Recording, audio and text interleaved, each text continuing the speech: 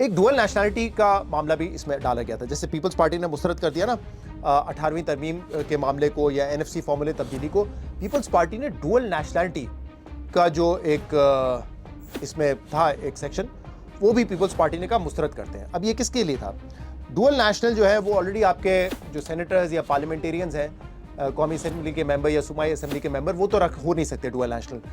जब वो अपने कागजात नामजदगी जमा करवाते हैं उसी वक्त उनको डिक्लेयर करना पड़ता है कि वो डुअल नेशनल है या नहीं है, बल्कि रिनाउंस करनी पड़ती है। कोई भी शहरियत उनकी हो, अमरीकी शहरी हो, बरतानवी शहरियत हो, वो इलेक्शन लड़ने से पहले उनको गिव अप करनी पड़ती है।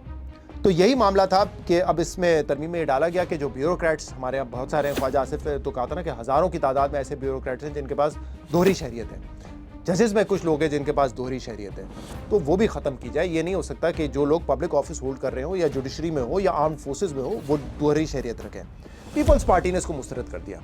अब हमारे ज़राए बताते हैं, जो सेंट्रल एग्जीक्यूटिव कमेटी का कल इजलास हुआ, 80 to 90% जो पीपल्स पार्टी के लोग थे ना, वो इस बात पे मुत्तफिक थे कि बिल्कुल ठीक है।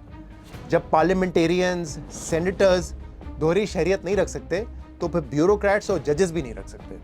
इस पे इत्तेफाक था। 90% पीपल्स पार्टी के जो मेंबरान थे उन्होंने इत्तेफाक कर लिया, लेकिन फिर भी पीपल्स पार्टी ने इसको मुस्तरद किया। इसकी क्या वजह है और किसने वीटो कर दिया? वीटो ही क्या होगा ना, 90% जब इत्तेफाक कर गए।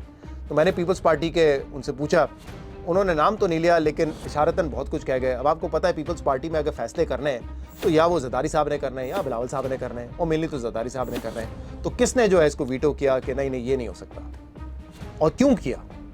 उसकी वजह यह है कि एक जज है जो कि सिंध हाई कोर्ट में है और पीपल्स पार्टी का उनसे माजी में वो रहे किसी पोजीशन पे, रिवील नहीं करूंगा, खुद ही देख ले। तो उनके हवाले से कहा जा रहा है कि उनकी क्योंकि दोहरी शहरियत है, लिहाजा पीपल्स पार्टी नहीं चाहती थी कि वो अगर ये क्लॉज डला दें कि दोहरी शहरियत नहीं रख सकते तो फिर उनको भी गिव अप करना पड़ती। तो ये मामला अब बड़ा क्लियर हो गया। और पीपल्स पार्टी के जो रहनुमाओं से मैंने पूछा कि क्या वो स्पेसिफिक जज है, उन्होंने कहा वो तो हैं और भी बहुत सारे लोग हैं। और उन्होंने कहा कि बल्कि पंजाब में तो बहुत सारे हैं, ये तो ख्वाजा आसिफ खुद कह चुके हैं कि जो ब्यूरोक्रेट्स हैं और सीनियर ब्यूरोक्रेट्स हैं उनके पास भी दोहरी शहरियत है। लेकिन फिर भी नून लीग कहती है on the face of it हम तो तैयार हैं इसके लिए, और शायद इदारे भी तैयार हैं, बट पीपल्स पार्टी इस पर नहीं मानी। तो ये एक ऐसा मामला है जो आगे जाके, क्योंकि ये पीपल्स नून लीग भी कह रही है, इदारों का भी इस पर फोकस है कि जब हमारे यहाँ भी नहीं होते तो फिर ये कैसे हो सकता है कि ब्यूरोक्रेट्स हों, तो वो भी इस पर दबाव डालेंगे।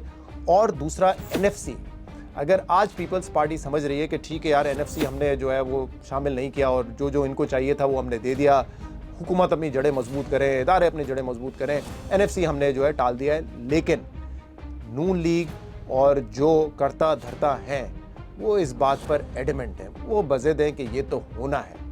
एनएफसी का फॉर्मूला ऐसे नहीं चल सकता। प्रोविंसेस का शेयर डायरेक्टली कम करेंगे या इनडायरेक्टली उनके ऊपर कुछ जिम्मेदारियां डालेंगे, लेकिन ये तब्दील होना है। तो पीपल्स पार्टी इसके लिए तैयार रहे। 27वीं में नहीं हुआ तो 28वीं में हो जाएगा, 28वीं में नहीं हुआ तो 29वीं में हो जाएगा।